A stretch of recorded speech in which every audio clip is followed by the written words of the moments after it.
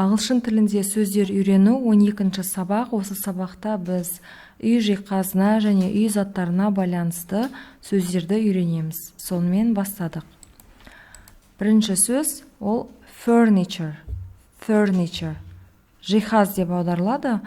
Мұнда мысалы you are сөздері fur деп оқылады. Furniture деп оқимыз. Келесі сөз sofa, диван. Софа емес, sofa деп о әрпі кішкене ұзартылып оқылады.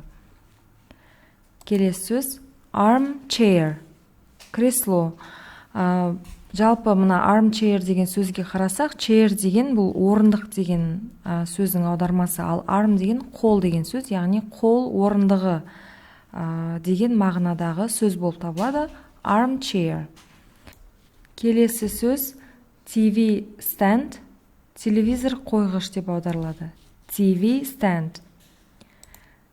Келесі сөз bookcase, кітап шкафы, немесе кітап сөресі деп аударсақ та болады. Мұнда bookcase деген сөзге қарасақ, екі о біріккен кезде у болып оқылады. Bookcase деп оқимыз.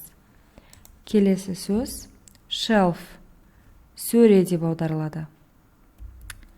Coffee table, тікелей аударсақ, кофе үстелі, немесе шағын үстелші деп аударсақ та болады. Coffee table. Келесі сөз picture. Picture, картина немесе сурет деп аударсақ болады. Келесі clock, сағат. Clock. Lamp, жарық шам. Мынандай лампыны lamp деп айтады. Келесі сөз light bulb, шам немесе лампочка деп аударсақ болады. Light деген жарық дегенді білдіреді, ал light bulb бұл лампочка, яғни шам. Келесі сөз cushion, жастықша. Диванның үстіне қойылатын осындай кішкентай жастықшаларды cushion деп айтады. Curtain, curtain, перде. Қайталап оқиын. Curtain, мұна you are біріккен кезде болып оқылады. Curtain деп оқимыз. Curtain rods, карниз немесе перде ілгіш деп аударсақ болады. Curtain rods. Bed, кровать немесе кереует деп аударсақ болады. Келесі wardrobe. Wardrobe, шкаф, киімдерді салатын шкафты wardrobe деп айтады. Келесі сөз chest of drawers, бұл комод деп аударамыз бұл сөзді. Жалпы drawer деген сөздің аудармасы тартпа немесе суырма деп аударылатын сөз, ал chest of drawers комод, яғни осындай түрдегі шкафтың мағынасын беретін сөз. Келесі сөз bedside table, тумбочка немесе аласа шкаф деп аударсақ болады. Егер тікелей аудармасына қарасақ, бұл кроваттың жанындағы үстел дегенді білдіреді, яғни bedside table. Келесі сөз dresser. Dresser, боянатын үстелше. Міне мынандай боянатын үстелшені dresser дейді. Келесі сөз mirror. Mirror, айна.